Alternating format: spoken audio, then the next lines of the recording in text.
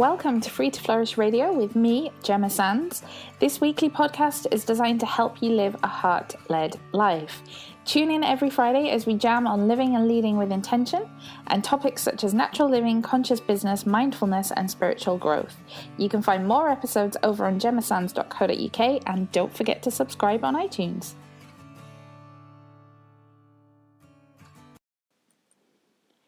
Hello everybody, welcome back to Free to Flourish Radio. How are you all? It's been a little while since I've been here, so welcome to the first episode of 2018. We are back to weekly podcasts now, which I am so excited about. And the reason it's now March, which by the way, how did that happen?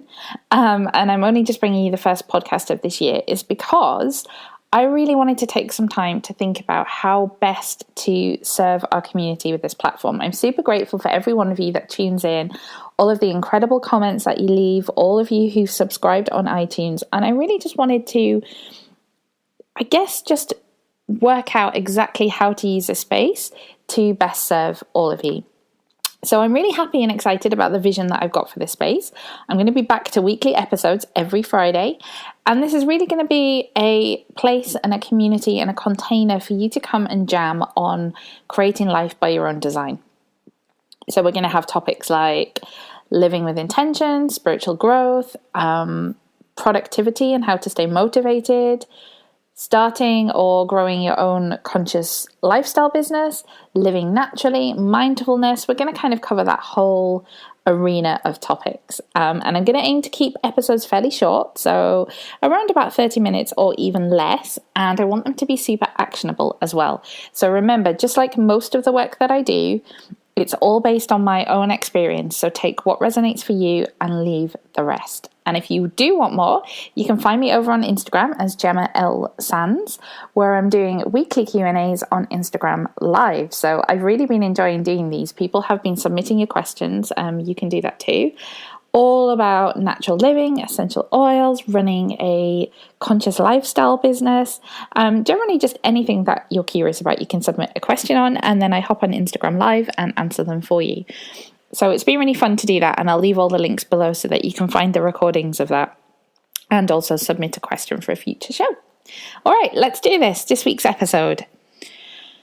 You are responsible for your energy. You are responsible for the energy you bring into a space. You're responsible for the energy you bring into a space. Juicy one, right? So that space might be your business. It might be your home. It might be your work environment. It really doesn't matter. But what I want you to think about is, what energy are you showing up with? Right now, as you're listening to this audio, ask yourself, what energy am I bringing to this? What am I showing up with? And here's why that question is so important. Nobody but you is responsible for your life. It doesn't matter what your parents did or maybe didn't do. It doesn't matter what your boss does, what your husband or your wife or your children do. You are responsible for your life. You're responsible for the energy that you create for yourself. And you're responsible for the energy that you bring to others. And when you can take ownership of that, when you can lean into that responsibility, then you're open to incredible growth and opportunity. And this is something that's really been a bit of a theme for me. As 2017 came to a close, I really felt myself becoming a lot more aware of my energy and where I wasn't taking personal responsibility. And many of you will know, if you've been listening to this for a while, or you've read my blog or seen any of the other work that I do, that I use essential oils every day. And I was really being drawn to work with fennel, or blends that include fennel. And that's a little bit of an unusual one. It's not kind of one of the more obvious essential oils that people tend to use. But it turns out that emotionally, it's the oil of responsibility. And that's one of the things I love about essential oils, is how we are often drawn to the oils that we need the most, the oils that can teach us the most and help us heal areas that perhaps sometimes we're not even aware need working on. But anyway, there's lots of ways that we can take responsibility for our lives, right? We can be responsible with our choices. We can choose to nourish ourselves, or we can make choices that deplete us. We can be responsible for our time and how we choose to spend that, what we choose to give our focus to. We can be responsible for our finances and how we manage them. We can be responsible for our momentum and either schedule like an absolute boss or procrastinate. Okay, that's a choice. Procrastination is a choice. And we can also be responsible for our energy.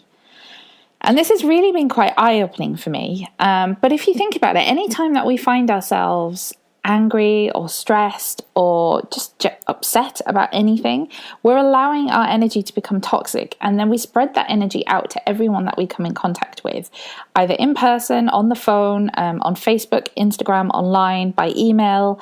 That energy ripples outwards and impacts other people around us. And that's not really to say that we need to suppress our emotions like anger or fear. In fact, I think it's the opposite. We should acknowledge them and allow ourselves to sit with them so that we are free to choose to let go of them. But let's stop bringing that energy into our lives, okay? Into the relationships that we have with other people, into the experiences that we have. Because can you just imagine what might happen in the world if we all just paused for a moment before we ever spoke to another person? And we stopped instead to think about the energy that we're offering, right? You think about that. You think about the times that you've maybe been in an argument with the other person, okay? And they might have been wrong, but think about the energy that you brought to that situation. And if you just stopped to pause and think about that, how differently might that circumstance have changed? How might it have turned out? Okay, everything would change.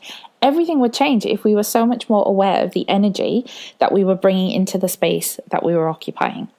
So I want you to just really think about this, okay, for a moment, because if you are feeling stuck or blocked in any area of your life or in your business, ask yourself, what energy am I bringing to this?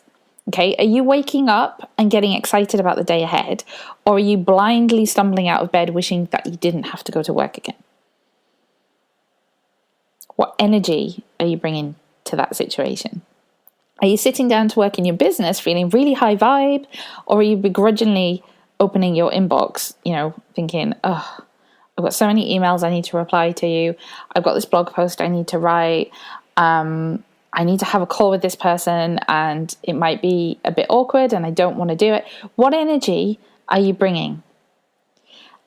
And of course, we can't feel happy all the time, but we can develop practices that help to raise our vibration. Okay, so as an example, before I even think about getting to work in my business, I take time to do activities that leave me in a really high vibe place. And this doesn't have to mean meditating for hours. I'm not giving you something long and complicated that you need to add to your already really busy day.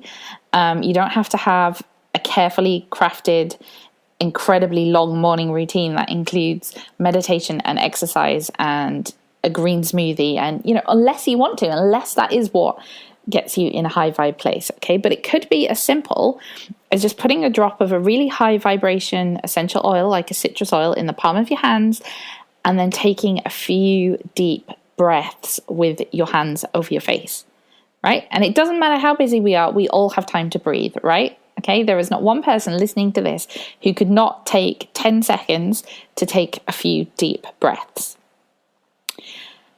And my current routine is really to do exactly that. So I have been using a drop of cypress, which emotionally is the oil of motion and flow, and a drop of wild orange, which is the oil of abundance. I've been putting a drop of each of them into the palms of my hands, rubbing my hands together, cupping over my face, and taking in some really deep breaths whilst I set an intention to own my day. Such a simple practice, but it really helps set that intention to take personal responsibility for my day and for the energy that I'm bringing. And then I do usually follow this up with a few minutes of listening to maybe an Abraham Hicks rampage. If you don't know what that is, just go and look on YouTube for Abraham Hicks rampage. I maybe do a few minutes of visualization and I follow that up with some journaling, and the whole thing probably takes me about 15 minutes. But it is non-negotiable because when I skip it, my day does not flow well.